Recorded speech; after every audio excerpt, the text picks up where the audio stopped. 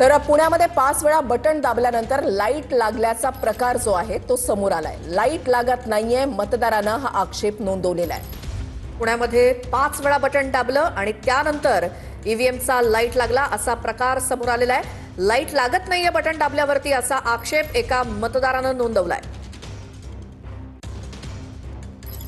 Light मी पहिली याच्यातली तीन दाबली, पण चौथ्या याच्यात दाबायला गेलो तेव्हा 2-3 वेळा दाबलं, पण 5व्या वेळेला जोरात दाबलं तेव्हा चालू झालं। 3 वेळा पण लागलीच नाही लाईट, लावली नव्हती लाईट, म्हणून मी थोडा आक्षेप घेतला, मग जरा जोरात दाबून बघितलं तेव्हा लागली। तर पुण्यामध्ये एका मतदारानं घेतलेला आक्षेप, ईव्हीएम वरती लाईट लागत नाहीये आणि त्यानंतर मुंबईतली पुन्हा एकदा आपण दृश्य बघतोय। निवडणुकांसाठी मतदान सुरू आहे। भूषण गगराणी जे आहे ते आपल्या मतदानाचा अधिकार बजावण्यासाठी पोहोचलेले आहेत। तर आणखीन एक महत्त्वाची बातमी, पुण्यामध्ये प्रभाग 26 मध्ये ईव्हीएम जे आहे ते बंद पडलेलं आहे। प्रभाग क्रमांक 24 मध्ये गोंधळ उडालाय, याचं कारण म्हणजे ईव्हीएम मध्ये बिघाड झालाय।